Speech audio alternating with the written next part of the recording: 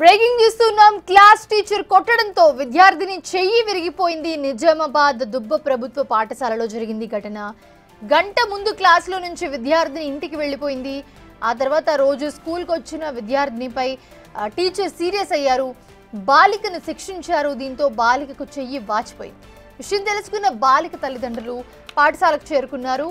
Teacher తీరుపై నిరసన వ్యక్తం చేశారు. బాలికను తీవ్ర స్థాయిలో దండించడం దారుణమని ఆవేదన వ్యక్తం చేశారు. తల్లిదండ్రులకు విద్యార్థి సంఘాల నాయకులు కూడా తోడుగా నిలిచారు. టీచర్ తీరును ఎండగట్టారు.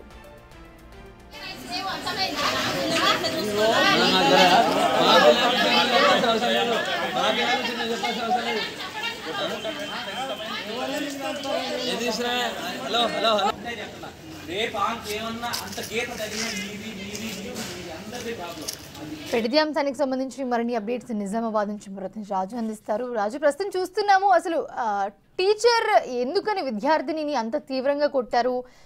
మొదటిది, రెండు, అసలు సిచ్యువేషన్ చూస్తుంటే పాప చెయ్యి విరిగిపోయేంతలా కొట్టేంత ఏం జరిగింది? రాజేష్. నిజామాబాద్ జిల్లా కేంద్రంలోని దుబ్బ ప్రభుత్వ స్కూల్లో టీచర్ విద్యార్థినిపై దండించడంతో ఒక్కసారిగా విద్యార్థి 10వ తరగతి చదువుతున్న అశ్విత విద్యార్థి ఎవరైతున్నారో విద్యార్థి కుడి చేతి విరిగిపోవడం జరిగింది. దీంతో విద్యార్థి సంఘాలు అలాగే పేరెంట్స్ అందరూ కూడా ఆందోళన వ్యక్తం చేశారు.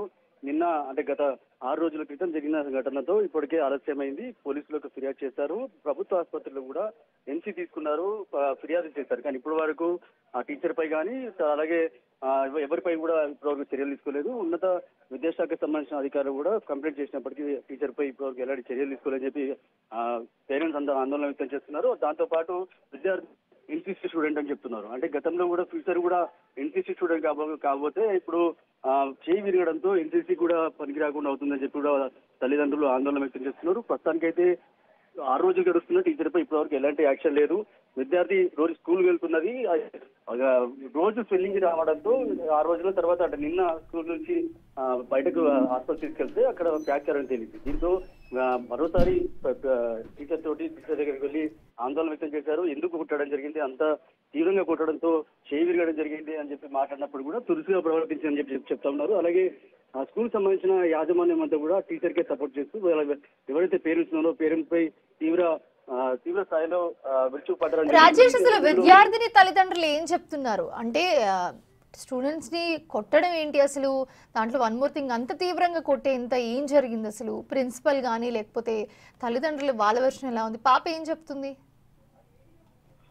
పాప చెప్తున్న విషయాలు అయితే ఏదైతే ఆ స్కూల్ కి సంబంధించిన ఏదైతే హోంవర్క్ సంబంధించిన ఒక ప్రాజెక్ట్ చేయడం జరిగింది. ఆ ప్రాజెక్టు ఇచ్చిన సందర్భంలో చేయలేదని చెప్పి ఒక పక్క టీచర్ చెప్తుంటే స్టూడెంట్ అస్మిత ఎవరైతే ఉన్నారో విద్యార్థి ఏం చెప్తుందంటే ఏదైతే ప్రాజెక్ట్ ఏదైతే వర్క్ ఇచ్చిందో ఒక 10 నిమిషాల తర్వాత అంటే ఆల్రెడీ ఇంకొక ప్రాజెక్టు కంటిన్యూగా 3 స్టూడెంట్స్ ఉన్నారు, వాళ్ళ తర్వాత నేను చేస్తానని చెప్పినప్పుడు కూడా నీకు ఈ వర్క్ రాదు, అందుకే నువ్వు నిర్లక్ష్యంగా ఉన్నావు, లేకపోతే అసభ్యకరంగా వాళ్ళ పేరెంట్స్ గురించి కావచ్చు, లేకపోతే వాళ్ళ ఫ్యామిలీ గురించి కావచ్చు, లేకపోతే అలా మాట్లాడడం జరిగిందని చెప్పి కూడా విద్యార్థి చెప్తుంది.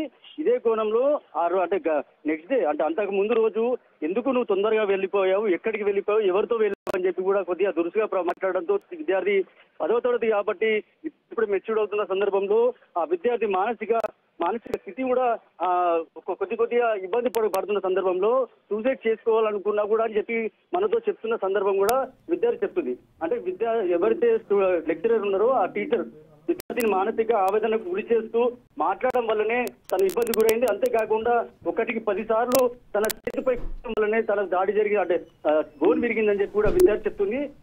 ఏవైతే పేరెంట్స్ కూడా చెప్తున్నారు వీళ్ళు టీచర్స్ కాదు, రౌడీలుగా వ్యవహరిస్తున్నారు, ఎప్పుడు కూడా విద్యార్థులకి మంచి స్టడీ చెప్పరు, కానీ మా విద్యార్థిని మా పాపని కుట్టడం స్టూడెంట్ మంచి క్లెవర్ స్టూడెంట్ ఇప్పుడు ఎన్సీసీ కూడా ఫ్యూచర్ లో ముందుకు వెళ్ళలేకపోతుందని చెప్పి కూడా ఇటు తల్లిదండ్రులు కూడా ఆందోళన వ్యక్తం చేస్తారు. Right, thanks for the updates Rajesh.